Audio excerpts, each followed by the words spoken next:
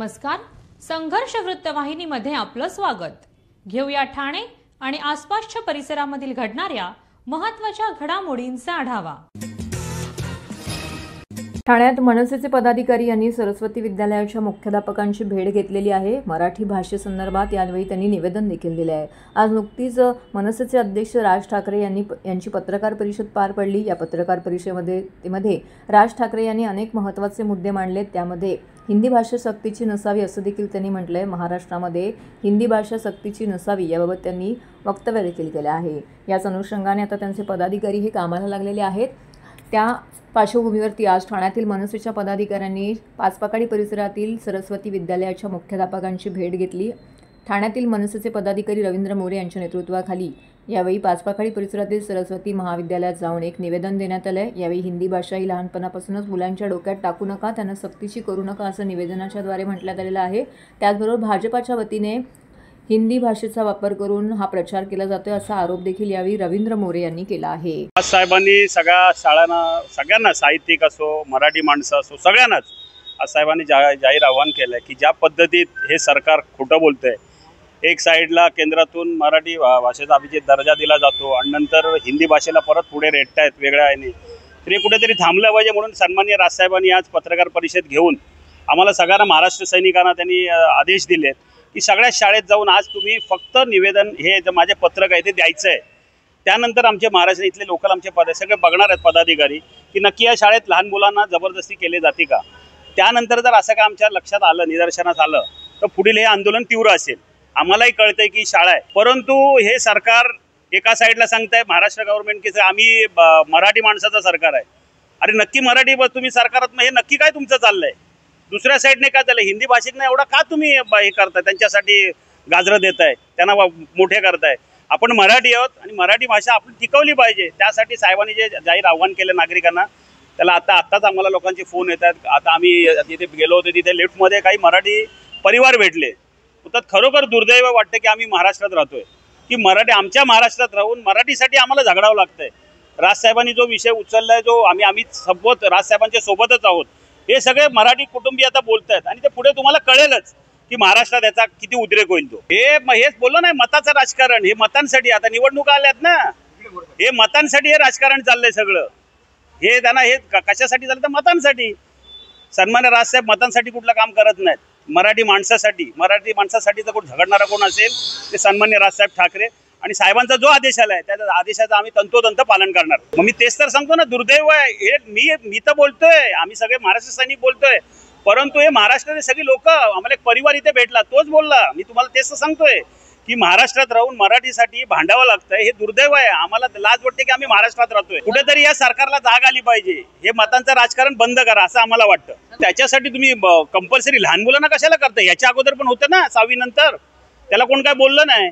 आणि तुम्ही त्याच्यात बघितलंय प्रचार करतायत. कमळ काढून ठेवले कमळातला का कपातला होत नाही, कमळातलाच होतो का कशालाही पाहिजे राजकारण. तुमच्या निशाणा तुम्ही का आता लहान मुलांच्या, लहान वयात ज्या पोराला कळत नाही त्याच्या डोक्यात तुम्ही घालताय. हे राजकारण नाही तर काय. हे कुठेतरी थांबलं पाहिजे. तुम्हाला सांगतोय ना, हिंदीची सक्ती. आता हे त्यांच्या निवडणुकीचा प्रचार चालू झाला काय. कमळ कपातला होऊ नये का कमळातला कशाला काढायला पाहिजे. तो घरचे शिकवतील ना कशातला आहे, तो कोबीतला आहे, कशातला आहे, कमळातलाच का. आणि ते कमळच का काढलं पाहिजे. मग ई इंजिनचा टाका. आमचं इंजिन कुठे दिसत नाही त्याच्यात, ते का नाही. मग ई इंजिनचा ठेवा. हे असं हे लहान मुलांना या लहान वयात ह्यांच्यावर असे अत्याचार करू नका. त्यांना जगू द्या, घरच्यांना पण त्रास देऊ नका. आपली भाषा आहे, आपल्या भाषेचा कुठे. अरे बाहेरगावी मुलं मराठी शिकवतात आपल्या मुलांना.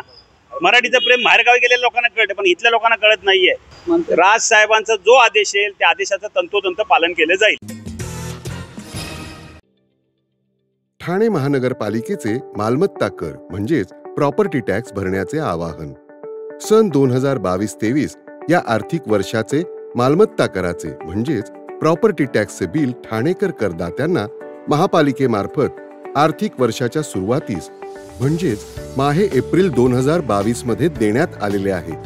तथापि अद्यापही काही करदात्यांनी मालमत्ता कर महापालिकेकडे जमा केलेला नाही. सध्या आर्थिक वर्षाचा अंतिम टप्पा सुरू झाला आहे. मालमत्ता कर वसुलीसाठी महापालिकेतर्फे कडक कारवाई हाती घेण्यात आली आहे. या अंतर्गत जंगम मालमत्ता, टीव्ही, फ्रीज, वाहन व इतर जप्त करणे तसेच स्थावर मालमत्ता वॉरंट बजावून जप्त करण्यात येत असून मालमत्तेचा जाहीर विक्रीद्वारे लिलाव करून कराची रक्कम वसूल करण्यात येत आहे. मालमत्तेस पाणी पुरवठा करण्यात येणारे नळ संयोजन खंडित करण्यात येत आहेत. त्याचप्रमाणे थकीत मालमत्ता करावर 2% व्याज आकारले जात असल्याने भरावयाची रक्कम वाढत आहे. आपला मालमत्ता कर propertytax.thanecity.gov.in या लिंकद्वारे तसंच गुगल पे, फोन पे, पेटीएम याद्वारे ऑनलाईन पद्धतीने करण्याची सुविधा उपलब्ध करून दिली आहे. शनिवार, रविवार व सार्वजनिक सुट्टीच्या दिवशी नागरिकांना मालमत्ता कर भरणे सोयीचे व्हावे याकरता महापालिकेचे मालमत्ता कर संलग्न कार्यालय या दिवशी कार्यान्वित ठेवण्यात आलेले आहे. तरी मालमत्ता कर वसुलीची अप्रिय कारवाई टाळण्याच्या दृष्टिकोनातून मालमत्ता कर भरून महापालिकेस सहकार्य करावे. धन्यवाद. ठाणे शहरात प्रवेश करताना रस्त्यावरील खड्ड्यांनीच वाहन चालकांचे स्वागत होत आहे. ठाणे पूर्व द्रुतगती महामार्गावरती उड्डाणपुलावर देखील खड्ड्यांची संख्या दिवसेंदिवस वाढत आहे आणि त्यामुळे नागरिकांचे प्रचंड हाल होत आहेत. खड्ड्यांमुळे अपघात होण्याची शक्यता वाढते आणि मोठ्या प्रमाणामध्ये वाहतूक कोंडी देखील होतीये. त्यामुळे या ठिकाणी काम करणाऱ्या यंत्रणांनी एकमेकांवरती जबाबदारी न ढकलता व हद्दीचा वाद न करता खड्डे बुजवण्याचं काम तात्काळ आणि योग्य पद्धतीने केलं पाहिजे असं यावेळी बोलताना काँग्रेसचे प्रवक्ते राहुल पिंगळे यांनी सांगितलंय. ज्या ज्या ठिकाणी खड्डे पडले आहेत तिकडे जाऊन त्यांनी पाहणी केली. संबंधित प्रशासनाला याबाबत माहिती करून देत मोठ्या प्रमाणामध्ये पडलेले खड्डे हे प्रशासनाने लवकरात लवकर बुजवावेत जेणेकरून एखादा अपघात आणि जीवितहानी होणार नाही अशी मागणी यावेळी काँग्रेसचे नेते राहुल पिंगळे यांनी केली आहे.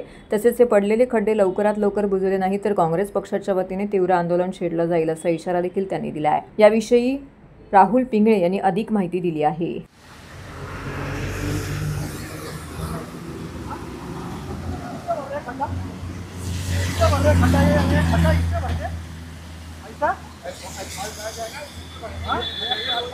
कैसे बैठेगा? अभी तुम लोग गाड़ी में सामान डाल के जा रहे हो मेरे सामने।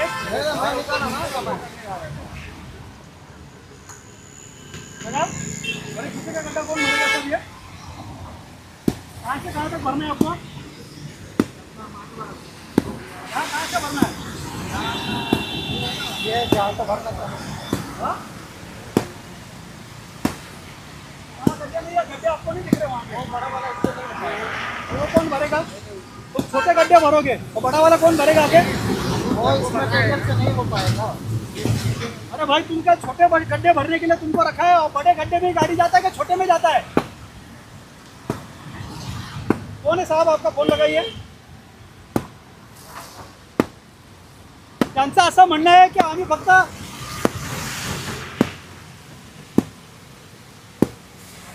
आता ठाणे शहराच्या वेशीवर उभे आहोत.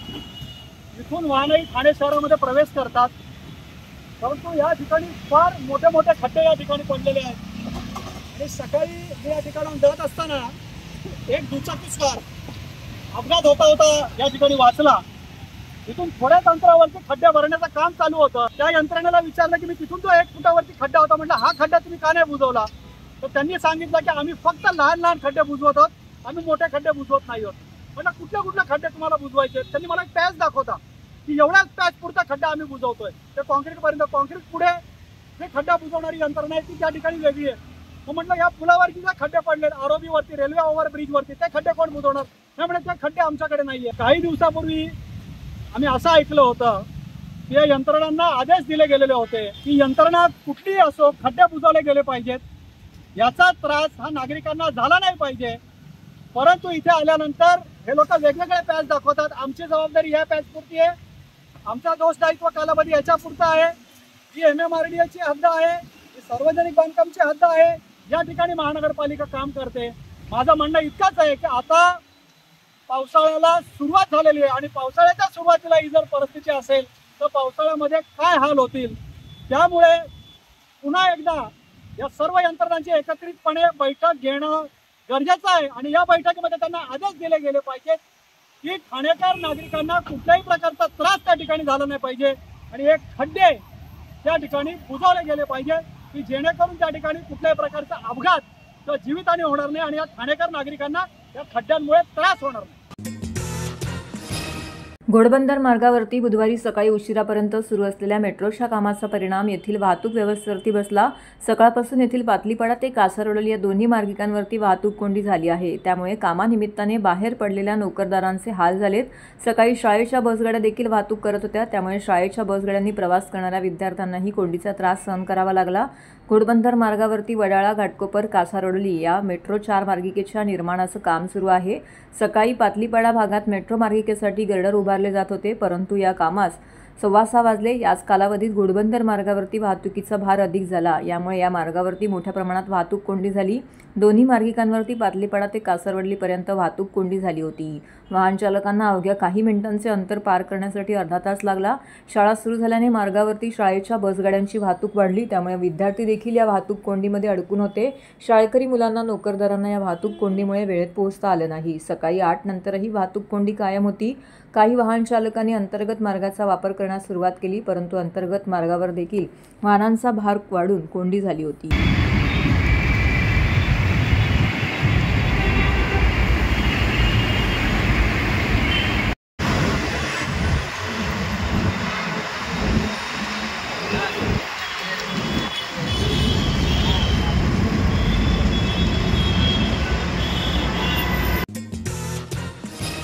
नागरिकांच्या वैयक्तिक तक्रारींचा निपटारा तातडीने होण्यासाठी तालुकास्तरीय लोकशाही दिनाच्या धर्तीवरती ठाणे महानगरपालिकेच्या वतीने दर महिन्याच्या 3ऱ्या सोमवारी परिमंडळ स्तरावर लोकशाही दिनाचं आयोजन करण्यात आलं आहे। या लोकशाही दिनासाठी नागरिकांनी 15 दिवस आधी म्हणजे 7 जुलैपूर्वी आपली निवेदनं सादर करावीत, असं आवाहन ठाणे महानगरपालिकेच्या वतीने करण्यात आलेलं आहे। कळवा मुंब्रा दिवा प्रभाग समिती अंतर्गत उपायुक्त कार्यालय, कळवा प्रभाग समिती, त्याचबरोबर नौपाडा प्रभाग समिती तसेच माझीवाडा मानपाडा प्रभाग समिती या ठिकाणी ही निवेदनं स्वीकारली जाणार आहेत। नागरिकांनी प्रथमतः परिमंडळ लोकशाही दिनात अर्ज दाखल करावेत। परिमंडळ लोकशाही दिनात दाखल केलेल्या तक्रारींवरती कोणतीही कार्यवाही झाली नसल्यास नागरिक महापालिका लोकशाही दिनामध्ये नियमानुसार 15 दिवस आधी आपली निवेदनं सादर करू शकतील। नागरिकांनी परिमंडळ लोकशाही दिनासाठी आपली निवेदनं संबंधित परिमंडळ कार्यालयात सादर करावीत, असं आवाहन करण्यात आलं आहे। तर हे होतं संघर्ष वृत्तवाहिनीचं आजचं बातमीपत्र। उद्या पुन्हा भेटू याच वेळी याच ठिकाणी ताज्या घडामोडींसह। तोपर्यंत नमस्कार।